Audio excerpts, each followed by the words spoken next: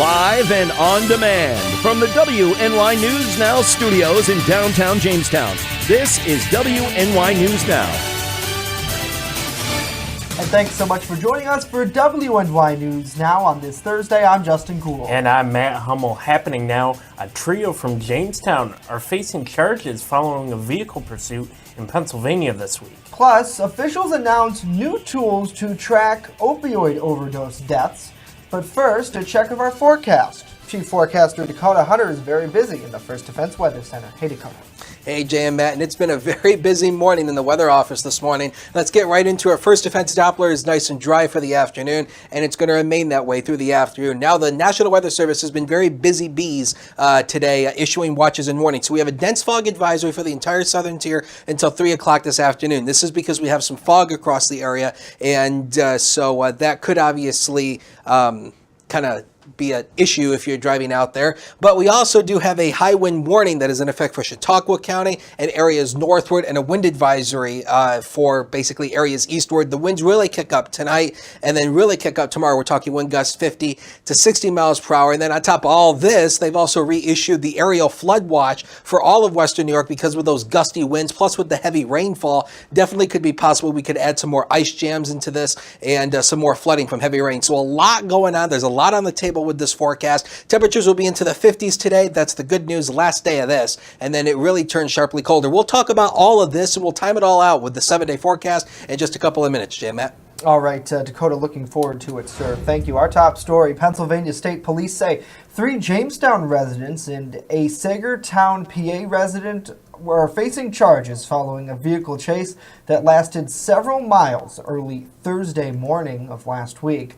Police reportedly attempted to stop the vehicle for speeding. The driver, 23-year-old Devin Fisicaro of Sagerstown, allegedly fled and then lied to troopers on a pursuit that ended at a dead-end road.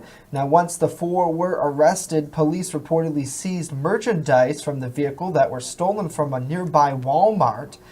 And police say that merchandise is valued nearly $2,000. Fisicaro is charged with retail theft, conspiracy to commit theft, and several other charges. As for the Jamestown residents, David Dean, Luca Brownlee, and Christopher Decker are charged with retail theft, conspiracy to commit retail theft, and receiving stolen property. Dean is also charged with criminal possession of a controlled substance. All 4 men were unable to post bail, and they'll appear in court at a later date. They're currently in Crawford County Jail. A 40-year-old Buffalo man was sentenced to serve 20 years in prison yesterday morning in U.S. federal court for distributing heroin, which the U.S. Attorney's Office says resulted in the death of R.G. DeBerry. In February of 2016, Carlique DeBerry reportedly traveled to the Hamburg home of a regular customer to sell a quantity of heroin to R.G. DeBerry. Later that evening, R.G.'s mother found him deceased in a chair. An autopsy was performed and it was determined that R.G.'s cause of death was acute fentanyl intoxication. Now, the sentencing was a result of an investigation by the DEA New York Field Division in the Hamburg Police Department. For more on the investigation, please visit our website at WNYNewsNow.com. And a first-of-its-kind approach to opioid overdoses is being implemented up north in Erie County, which treats opioid overdose scenes as crime scenes. U.S. Attorney J.P. Kennedy made that announcement Wednesday, saying none of his colleagues in the Department of Justice have ever done anything like this. Officers who respond to overdoses can now input certain details into their onboard computers to process the events at the scene. The data will show up on a real-time GPS mapping system that tracks overdoses. Now, according to the latest statistic, opioid-related deaths are increasing in the area. Research shows that Erie County recorded 130 such deaths in 2013, 145 in 2014, and 277 in 2015. Meanwhile, in Chautauqua County, 13 opioid-related deaths occurred in 2013, 17 in 2014, and 24 in 2015. The death toll also rose in Cattaraugus County from 4 in 2013 to to 5 in 2014 and 17 in 2015. Now, Matt, currently a very similar database of sorts, if you will, is being tested right now here in the city of Jamestown. We ran that story a few weeks ago, and officials with the county health department say they'd like to see that implemented across all of the county if it's deemed successful. Certainly Erie County, we will learn a lot from this implemented program as well across that county. And obviously they have a lot more population with the city of Buffalo, so they may seem to get more data. If you have more people, you tend to get more data. So certainly a positive step to try to track something that really is quite sad with overdose deaths, for sure. Absolutely. And Justin, before we get to the comments, I do want to make a quick correction. That chase that we reported on earlier was Sunday morning rather than this morning. Just wanted to let people know that. But yeah, we've had a busy news morning. Yeah, absolutely. And you know what? To be honest, just when it felt like for about 5 seconds today, it might not be. I just love how the news cycle works. Right. Yeah, we always get things in sometimes last minute, so certainly interesting. And we appreciate you all joining us to hear some of the area's news. Saying hello to James out there, also with the top fan marker. We love it. Thank you so much for liking, sharing, and commenting. That's how you get those. David as well. Dave, we love you. You're a constant fan. We really appreciate you. Hopefully you're doing well. Cindy as well. Thank you so much for being here. Joining us every day. Pam, another top fan. Patricia, Alberta, another top fan as well. Thank you all so much. And Smathers, thank you so much for it's so great to see all these top fans. Yes. Be sure to share and like this video with your friends and family, and we'll get the news out to them as well. So hopefully everyone's doing well and getting ready for that changeover, because I hear temps are going back down. Oh, no. If you enjoy the warmth, just be prepared. They have the heat on in the studio, so we know that it's coming. That the cold air is coming. Never mind. It just comes, Matt. It just comes. Coming up next, New York State Governor Andrew Cuomo. He's trying to ban stretch limos. We tell you why next. But first, we hear from Congressman Tom Reed on how Congress is working on infrastructure plans in the opioid epidemic. As WNY News Now continues. Live and on demand, you're watching WNY News Now.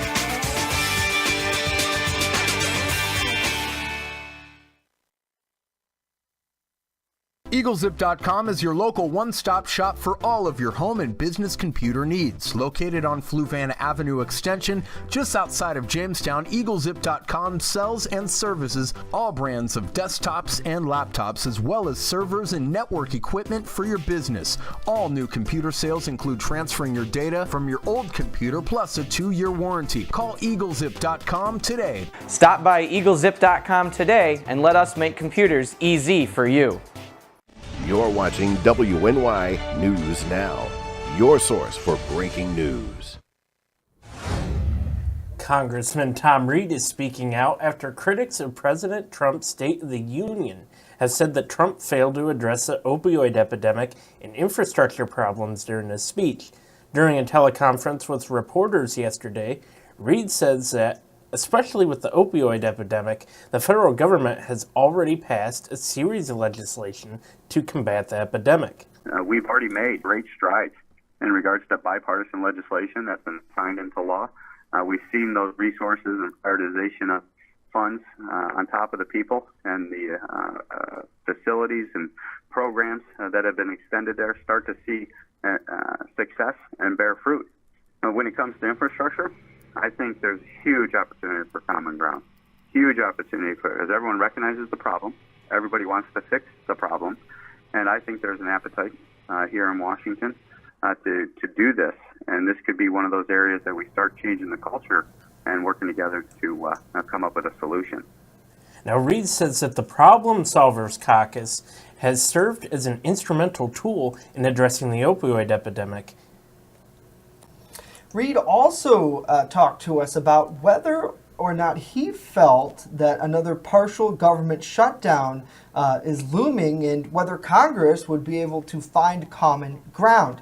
The congressman said he's quite optimistic that Congress can compromise on border security, particularly after President Trump's State of the Union address earlier this week. That's a reality that we have to recognize, given the track record of Congress to date.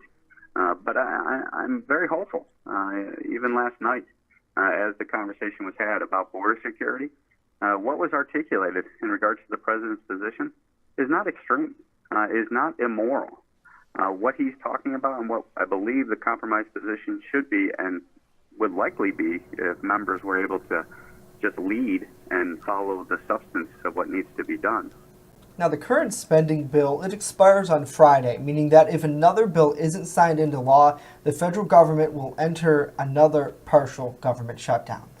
New York State Governor Andrew Cuomo wants to ban stretch limousines following a fatal crash last October in Schoharie, New York, that killed 20 people, including the driver, 17 passengers, and 2 pedestrians. Now, released in his annual budget to state lawmakers, Cuomo incorporated a full slate of new limousine and motor coach regulations. State lawmakers held their first hearing on those rules last week, and the changes would ban remanufactured limousines, which include stretch limos and stretch-type SUVs, from operating here in New York State. Now, limousine owners are speaking out, however, arguing that the new regulations will likely put them out of business. Well, Lincoln Elementary School students recently handed out care packages to brave men and women at the Jamestown Fire Department, including treats such as mints, gum, and with notes saying, "Thanks for sticking to your job to help us." The students chose this project over regular prize rewards for the school's PBIS, that stands for Positive Behavioral Interactions and Supports, the program where students receive tickets for good behavior. The school's PBIS team came up with the idea to offer students an opportunity to give back, calling it Caring Kids in the Community. So far, students have given the Jamestown Fire Department and created placemats for Meals on Wheels to help while serving at various holiday meal festivities. That's pretty cool, Matt, that they're giving back. It's always good to see the young people in the community working with various organizations, and really JFD, they work around the clock. I mean, one of the best fire department organizations. There's a ton of volunteer organizations outside the city that go to these events, on their own time and without pay, it's good to them and good to JFD. So certainly, great job, James. Well, this reminds me of 2 things real quick, because I know producers say we do have a couple seconds here.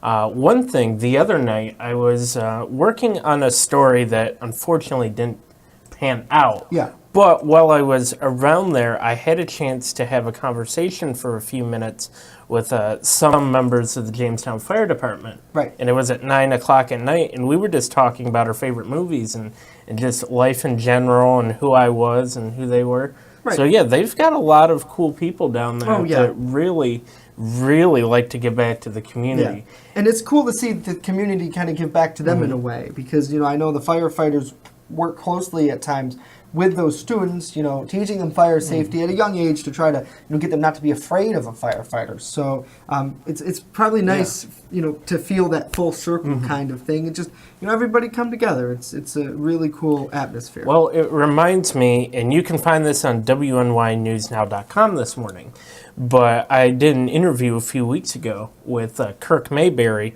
who a State Farm agent who sponsors us on our website.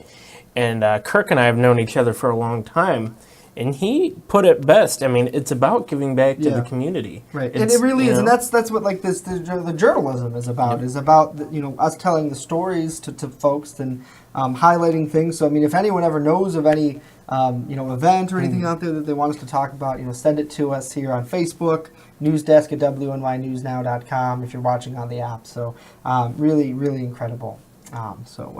Checking with the comments, it looks like Justin has joined us. Hello to you, sir. Hopefully you are doing well. Rosie as well watching. It looks like Lucas and James and Patrick are all here as well. Hello. Drop us a hello in the comments.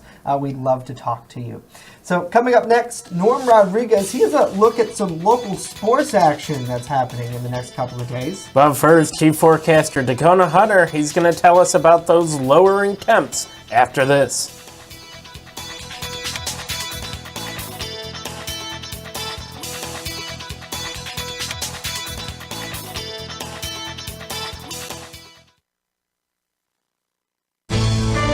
With coverage that matters, this is WNY News Now. Coming soon to downtown Jamestown, Pearl City Hops Restaurant and Tavern. I have some real old-timey dishes on there that I'm just giving new life to.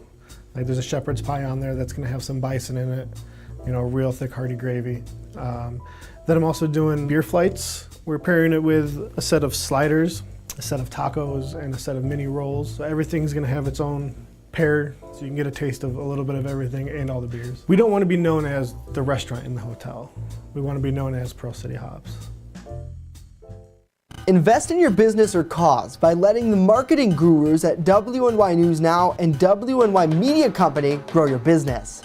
Purchase an ad much like the one you are watching now on WNY News Now's daily show, News Now at Noon, WNYNewsNow.com, or our brand new mobile app. And then get feedback from our marketing experts and fans alike. And finally, watch your business grow. As an added bonus, community partners messages will run not only on our scheduled programming, but on weather alerts and breaking news as well. Plus, messages are shared on WNY Sports Now programming. Anything from a live local basketball game to the Phone Zone Sports Desk. Become part of our family today. And contact us right now.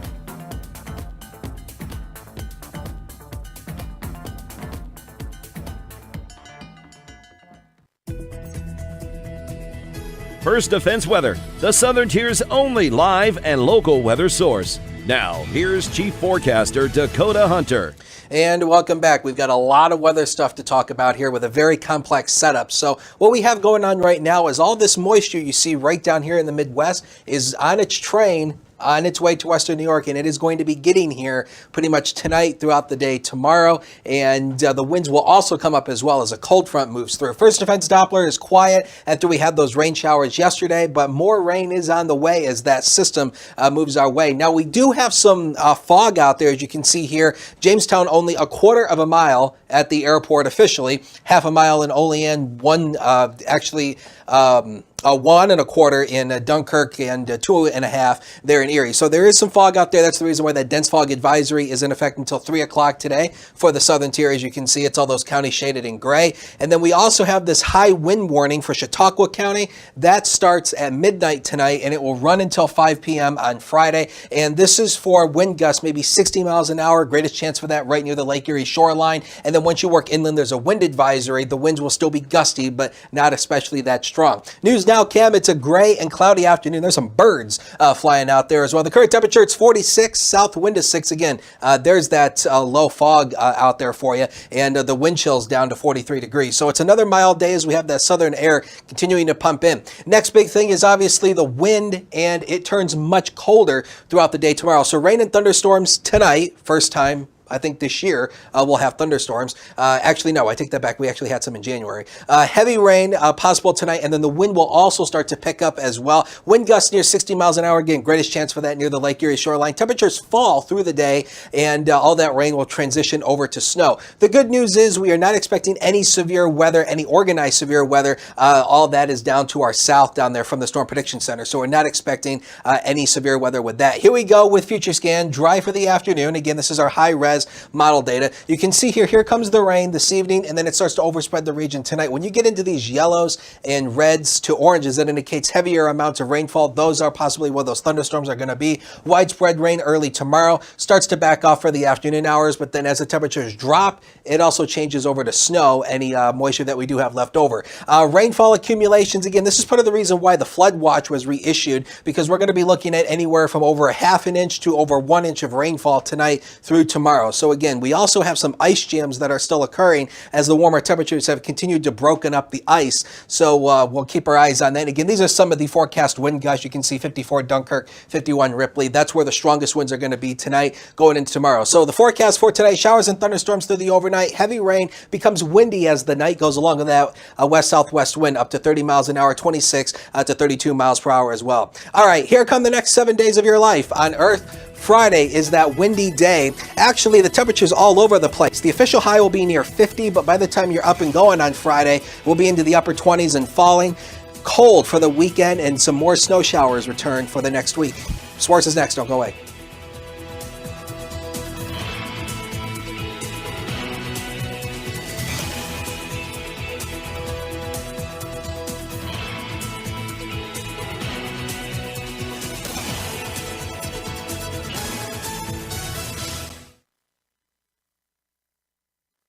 You're watching WNY News Now, where coverage comes first. WNY Sports Now is powered by Phone Zone of Jamestown. With the largest inventory around, we buy and sell our own merchandise at a price that can't be beat. Have a broken screen? We'll fix it. Learn more at phonezoneshop.com.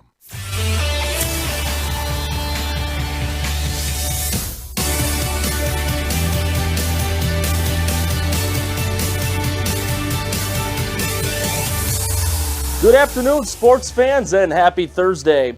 Welcome back to WNY News Now. I'm Norm Rodriguez with a look at sports. Tonight, with a 7:30 jump ball, the Falconer Golden Falcons varsity boys basketball team will be hosting a conference game against the Westfield Wolverines. Falconer goes in with a 4-13 record, losing their last 3 games. Westfield is currently 12-6. Recently winning their last game on Tuesday 63-60 against the Panama Panthers. Wednesday night, both the men's and women's JCC Jayhawk basketball teams lost their home conference games versus Genesee Community College. The Lady Jayhawks came up just short 71-69. Meanwhile, the men's team also lost a close game 74-71. The men's team now have a 10-9 record. The women's team is 15-6. Both teams' next games will be on the road on Saturday afternoon against Mercyhurst Northeast. The women's game will be at 1 o'clock. The men's game will start at 3 o'clock. When the NFL begins a new season, Bills fans better be ready to open their wallets. Next season's season ticket prices will be bumped up an average of $1.85, a 2.11% increase. For seats with price decreases, 7,700 seats at New Era Field will range from $8 to $22. According to last season's NFL Cost Index, Bills tickets were the second cheapest in the league, behind the Cleveland Browns. Justin and Matt, back to you. Awesome. Norm, thank you very much. Well, some good news for you. If you have more options to dress up your text messages, take a look. More than 50 new emojis. Oh, yeah, it's cool, isn't it? Will now be available in March of this year. That's according to the final list from the Unicode Consortium. Many of these new images focus on inclusivity. The new emojis should show the blind, the deaf, and people with wheelchairs and prosthetic limbs. The update will also give people the ability to select the race and gender for emojis as a couple. You know what this reminds me of? What was that game?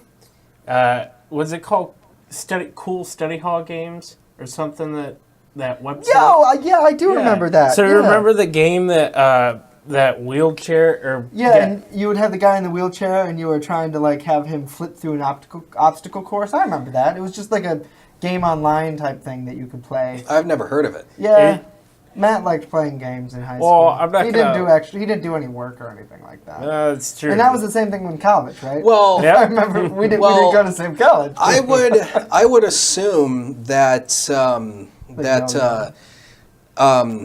went to Faulkner, right? Yeah. Okay, so I would assume that they probably have a different internet policy than Jamestown does, because in my senior year of high school, the internet was so severely crippled because they blocked almost every single website. Oh, that you could imagine. Well, here's... I couldn't even get on Gizmodo and read the latest tech stuff because they blocked a whole bunch of stuff. They're so cool, man. Okay, now I also have another thing about this. Yeah. So my thing is, if a gun is offensive, how are those not offensive? Well, they're not offensive. They're inclusive. Well, right. But the gun emoji was offensive. That's the reason why they replaced it. So how is that not offensive? It's a water gun now because they didn't want to offend people. Yeah, so that stuff doesn't offend people? Can somebody please give me some sort of an explanation on this? I see what Hunter's WX, Facebook and Twitter, Hunter, and also my email address, dakota.hunter@WNYnews.com. Now, before you get to the 7-day, I do want to respond to a statement you said about the internet policy. Oh, no, it was very, very tough at Faulkner, too. But, well, actually, I'll share this part after broadcast. 7-day forecast, Dakota Hunter is standing by with a look at that. Well, first of all, before we get to the 7-day, we're still keeping track of spring. 41 more days on the calendar, but we'll see if Mother Nature will abide by what the calendar says. And Friday is just a crazy weather day. The official high temperature is going to occur way early in the morning. We're going to be near 50. And then temperatures will just fall right down through the 20s. We'll end the day in the teens. And very cold air Saturday, Sunday, but at least we moderate a little bit next week with a few snow showers. Awesome. Dakota, thank you. Is it really going to be that windy, or is that just the graphic? Well, I was trying to find a good windy background on our weather system, and that was the only thing that I found that would be That would more like a hurricane. Yeah. It's a palm tree and a hurricane wind. It won't be that bad. But again. All right, here's my question for everybody, because we do have a minute or so here. Okay. How is everybody liking the app right now? That's a good question. Let us know. We really want your feedback because the app has been tested with us, but now all sorts of phones have it. Mm-hmm. This is a look at the app. That's Norm, by the way. He's not doing this live. We recorded this morning. But maybe he is doing that live. It's so cool. Look at that. There's so many different options for people.